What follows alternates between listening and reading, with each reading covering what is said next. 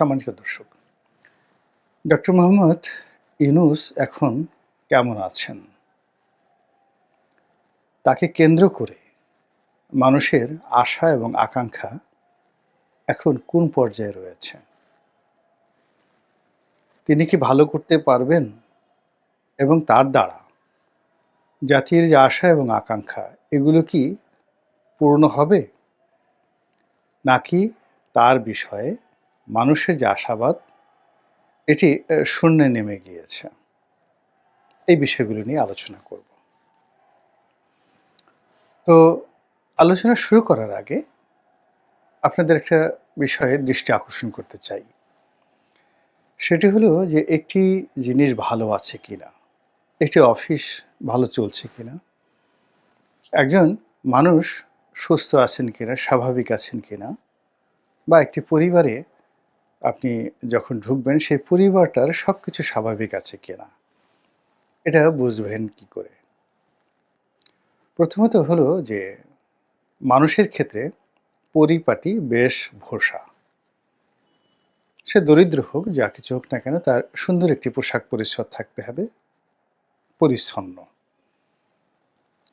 পরিবারে যদি যান, ছোট হোক বাসা, এক রুমে থাকুক, কিন্তু সাজানো গোছানো, চারিদিকে ময়লা আবর্জনা থাকা চলবে না। তো আপনি খুব বড় একটি রাজপ্রাসাদে থাকেন, কিন্তু ওখানে একটা চামচিকা, নিচে একটা তেলাপোকা, বাড়ির চারিদিকে সব এলোমেলো, গাছের পাতাগুলো সব পড়ে আছে। স্পষ্টতই ধরে নেবেন যে এই জমিদার বাড়িটি দেউলিয়া হতে বসেছে বা দেউলিয়া হয়ে যাচ্ছে। সেই দিক থেকে এখন ডক্টর মোহাম্মদ ইউনূসকে যদি আপনাদের বিশ্লেষণ করতে হয়, বিচার করতে হয়, তাহলে সবার আগে উনি যে বাড়িটিতে থাকছেন সেই বাড়িটির দিকে লক্ষ্য রাখুন, অর্থাৎ যমুনা।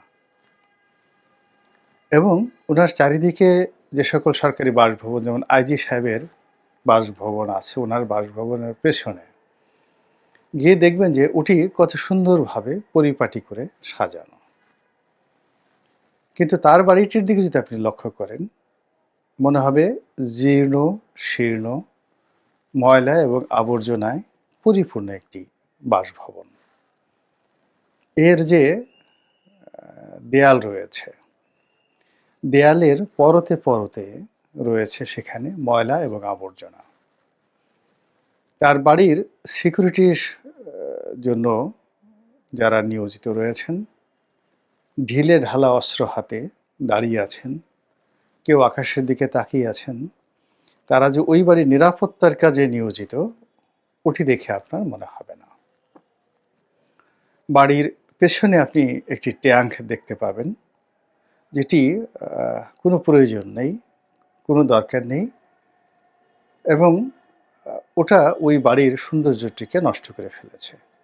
ব্যাক সাইড, বাড়ির সম্মুখ সাইডে আরেকটি ট্যাঙ্ক দেখতে পাবেন, আবার একটু দূরে গিয়ে আরেকটি ট্যাঙ্ক দেখতে পাবেন। ইট মিনস ট্যাঙ্কের যে বহর, এটি ওই বাড়িটিকে টিকিয়ে রেখেছে। এরপর বাড়ির চারিদিকের যে রাস্তাঘাট রয়েছে সেখানে অসংখ্য গাছপালা আছে। প্রাকৃতিকভাবে শোভাবর্ধনকারী সেই সকল গাছপালার যে পাতা পল্লব সাধারণত ঝরে পড়ে। আমি এই ঢাকা শহরে গত 40 বছর ধরে ওই এলাকা দেখে আসছি।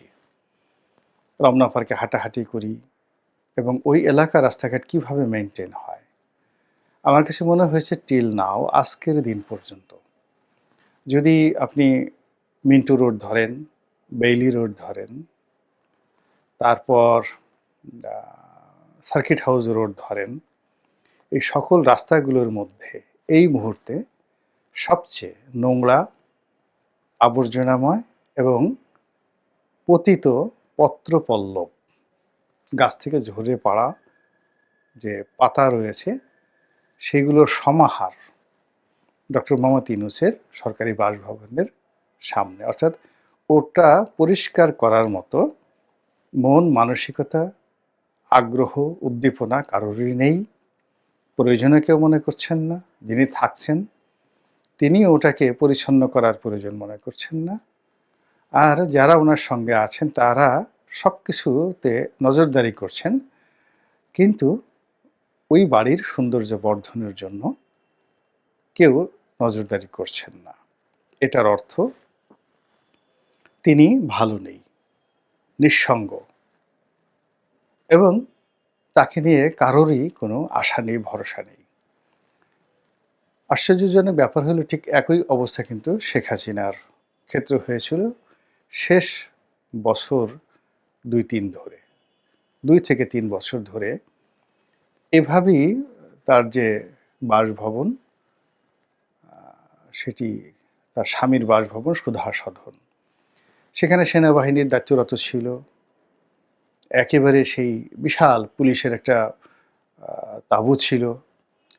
সেখানে ইচ্ছে মতো কুকুরে পায়খানা করত, কাকেরা পায়খানা করে যেত এবং বাড়ির চারিদিক থেকে দেখলে মনে হতো যে ওটা একটা ভাগাড়। এটি উনার ক্ষমতা হারানোর বছর ৩ আগের থেকে কিন্তু ওইরকম ছিল। অথচ এই বাড়িটি যদি ফুলে ফলে শোভিত থাকত এবং প্রতিদিন যদি ওটিকে ৫ বার করে ঝাড়ু দেওয়া হতো, সামনের পিছের রাস্তা ধরে নেওয়া হতো যে শেখ হাসিনা সম্পর্কে মানুষের অ্যাটেনশন আছে। এবং আমি বলেছিলাম আজকে যেমন ডক্টর মোহাম্মদ ইউনূসকে নিয়ে বলছি, ওই শেখ হাসিনার বাড়ির সম্পর্কেও আমি বলেছিলাম। কিন্তু কেউ এই বিষয়ে মনোযোগী হননি। তারপর তার যে পৈতৃক বাসভবন ৩২ নম্বর, সেটিও যে ধ্বংস হবে তার প্রমাণ হলো যে ওই বাড়ির সামনে এবং পেছনে ব্যারিকেড দিয়ে ৩২ নম্বর রাস্তার এ মাথায় একটা ব্যারিকেড, ওই মাথায় একটা ব্যারিকেড দিয়ে পুরো বাড়িটিকে বলতে গেলে একটা দুর্গে পরিণত করা হয়েছিল। মানুষের জন্য ওটা অবারিত ছিল না। ফলে দেখুন ৩২ নম্বরের এখন কি অবস্থা হয়েছে। এরপর আপনি যদি গণভবনের কথা চিন্তা করেন, গণভবনের সামনের যে অংশটি, ও অংশটি ছিল ঢাকা শহরের মধ্যে সবচেয়ে দৃষ্টিকটু একটি অঞ্চল, একটি এলাকা। পুলিশের বেশ কয়েকটি কাঁটাতারের বেড়া, ব্যারিকেড, ভিতরে যারা দাঁড়িয়ে থাকেন, বাইরে যারা দাঁড়িয়ে থাকেন, তারপর ওই ভবনের চারিদিকে যে সকল ময়লা আবর্জনা ইত্যাদি, এবং ওই ভবনের ভেতরে যে গাছপালাগুলো ছিল, বিশেষ করে যেগুলো রাস্তার একদম কাছাকাছি, সেখানে প্রতিটি গাছপালা ধুলা বালিতে পরিপূর্ণ। এবং ওই গণভবনের যে দৃশ্য, বিশ্রী এবং বিসাদৃশ্য দৃশ্য, ওটার দিকে তাকালে যে কোনো লোকই বলতে পারেন যে শেখ হাসিনার পতন হচ্ছে এবং তার ব্যাপারে কারো কোনো আগ্রহ নেই, কারো কোনো আগ্রহ নেই। আপনি দেখবেন মানুষ যখন বুড়া হয়ে যায়, তার গালে আঁচিল হয়, মুখে গন্ধ হয়, চামড়া ঝুলে যায় এবং পৃথিবী তাকে ছেড়ে দেয়। তদ্রূপ আপনি যে কোনো একটা ভবন, যে কোনো একটা মানুষের পোশাক পরিচ্ছদ সব কিছু দেখেই বুঝতে পারেন যে তার অবস্থাটা কী। তো শেখ হাসিনার এই বিষয়টা হয়েছিল। একই অবস্থায় আমি এখন যমুনাকে কেন্দ্র করে দেখতে পাচ্ছি। এমনকি ডক্টর মোহাম্মদ ইউনূস এই ভবনে ঢোকার আগে যমুনার যে সৌন্দর্য ছিল, তার পাশে রাষ্ট্রীয় অতিথি ভবন পদ্মার যে সৌন্দর্য ছিল, কিংবা আরও সামনে আপনি যদি এগোন, সেখানে মন্ত্রীপাড়া ছিল, তারপরে প্রধান বিচারপতির বাসভবন ছিল। এই বাসভবনগুলোর যে সৌন্দর্য ছিল সব কিছু ফিকে হয়ে গেছে। এখন সেই সৌন্দর্য নেই। ইট মিনস এখানে যারা দায়িত্বরত রয়েছেন তারা কেউ এই ভবনগুলোর ভবিষ্যৎ, এই ভবনগুলোর মান মর্যাদা এবং এগুলোর আভিজাত্য নিয়ে ন্যূনতম তাদের কোনো বোধ নেই। ফলে পাবলিক আশা ছেড়ে দিয়েছে। ১। ২ নম্বর হলো যে ডক্টর মোহাম্মদ ইউনূস সাহেব যখন ক্ষমতায় এসেছিলেন তখন সবাই তার কাছে চাইতেন, দূরে বসে চাইতেন, কাছে গিয়ে চাইতেন, সবাই তার কাছাকাছি যেতে চাইতেন দাবি নিয়ে, দাওয়া নিয়ে। এবং এখন যে অবস্থা হলো, কেউ তার কাছে কোনো কিছু চাচ্ছেন না, কেউ তার কাছে কোনো কিছু ভিড় করছেন না, কোনো দর্শনার্থী নেই। কোনো শুভার্থী নেই, কোনো বন্ধু নেই, কোনো বান্ধব নেই।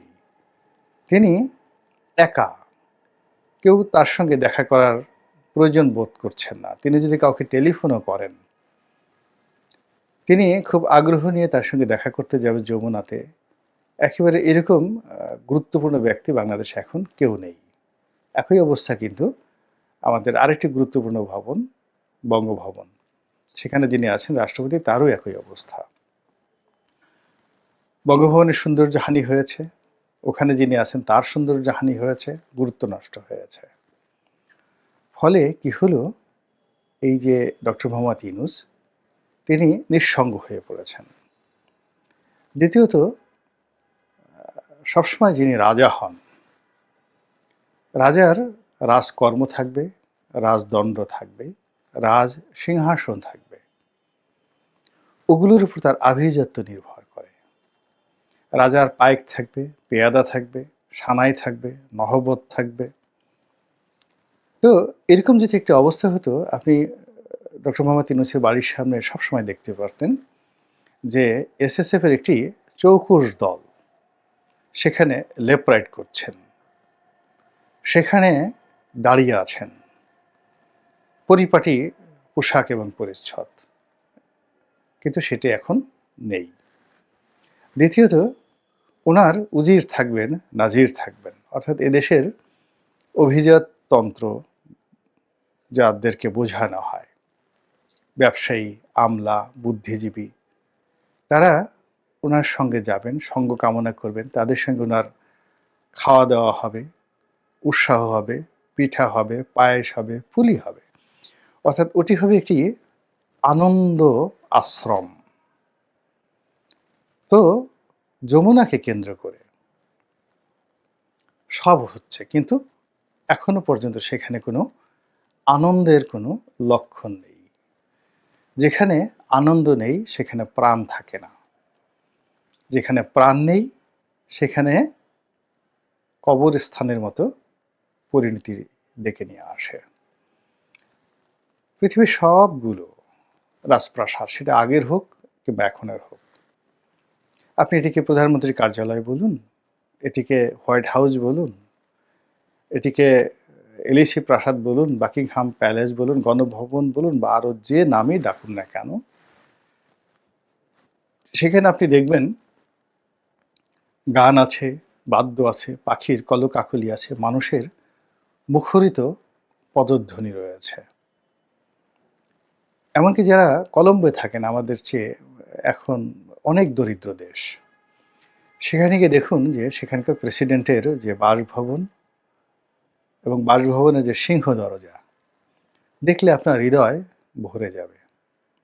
আপনি পাকিস্তানকে যতই বলেন না কেন, পাকিস্তান সুপ্রিম কোর্টের দিকে একটু তাকান, পাকিস্তানের প্রধানমন্ত্রীর বাসভবন, তার অফিসটি এবং তার ড্রয়িং রুমটি, তার অফিসের ফার্নিচারগুলোর দিকে তাকান, মনেই হবে যে এটা একটা রাজপ্রাসাদ।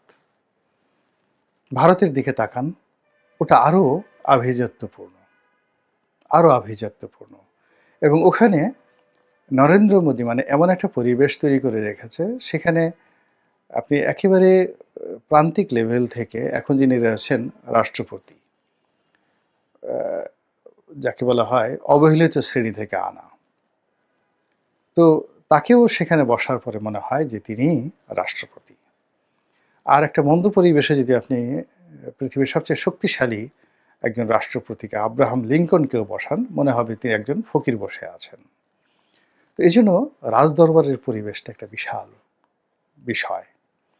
তো এখন প্রধানমন্ত্রীর কার্যালয়, প্রধান উপদেষ্টার কার্যালয়, যেটি একসময় এরশাদের কার্যালয় ছিল,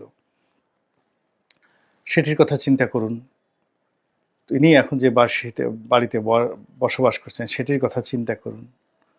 আমাদের অন্যান্য সরকারি বাসভবনের কথা চিন্তা করুন, আমাদের সচিবালয়ের কথা চিন্তা করুন। সব জায়গাতেই শুধু হাহাকার, কেবলই হাহাকার। আর সেই হাহাকারের অর্থই হলো ডক্টর মোহাম্মদ ইউনূস একা হয়ে গেছেন। কোনো মানুষ তার সঙ্গ পছন্দ করছেন না, কেউ তার সঙ্গ কামনা করছেন না, কেউ তার কাছাকাছি যেতে চাচ্ছেন না। তিনি নীরব নিভৃতে থাকেন। তার কথার যে আকর্ষণীয়তা, তার কথার যে গুরু গাম্ভীর্যতা, তার যে কমান্ডিং ভয়েস, তার হুকুমে বাংলাদেশ পরিবর্তন হয়ে যাবে, হয় ভালো নয় মন্দ। তিনি হুকুমদাতা, তিনি হাকিম, তার সিদ্ধান্তে সবকিছু ওলটপালট হয়ে যাবে। এই জিনিসগুলো তাকে দেখে, তার আশেপাশের লোককে দেখে মনে হচ্ছে না। তার পক্ষে তার প্রেস সচিব বক্তব্য দেন। প্রেস সচিবের পাশে বেশ কয়েকজন লোক থাকেন। এদেরকে দেখলে মনে হবে যেন বহুদিন তারা অনাহারে আছেন, অনেক দিন তারা অভুক্ত অবস্থায় আছেন, এবং তাদেরকে এই সংবাদ সম্মেলনে আনার আগে পাটা দিয়ে পুতো দিয়ে তাদেরকে একটু, যাকে বলা হয়, বাটা হয়েছে। ফলে পাটা এবং পুতার চাপের মধ্যে থেকে বের হলে একটা মানুষের মধ্যে যেরকম অবস্থা থাকে, ডক্টর মোহাম্মদ ইউনূসের যারা মুখপাত্র তারা যখন জাতির সামনে কথা বলতে আসেন, তাদের মধ্যে ঠিক ওইরকম একটা হতাশা, গ্লানি, ভয়, আতঙ্ক, ক্রোধ, এই জিনিসগুলো থাকে। জাতিকে দিক নির্দেশনা দেওয়ার জন্য, আশা দেওয়ার জন্য এরকম কোনো অবস্থা ওনার যারা মুখপাত্র তাদের মধ্যে দেখা যাচ্ছে না। ওনার সঙ্গে যারা ওনার উপদেষ্টা রয়েছেন, সেই উপদেষ্টাদের মধ্যে যে ধরনের একটা বন্ধুত্ব থাকবে, অ্যাডাপশন থাকবে, সেটি একেবারে অনুপস্থিত।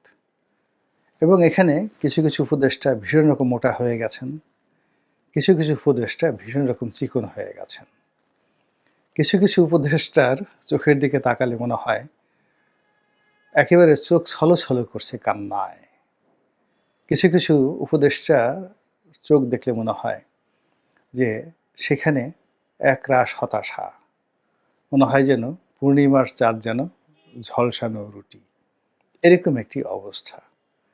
এই অবস্থা দিয়ে সংস্কার হয় না, এই অবস্থা দিয়ে রাজ্য পরিচালনা হয় না, এই অবস্থা দিয়ে দেশকে একটি নতুন স্বাধীনতার স্বাদ আস্বাদন করানো যায় না।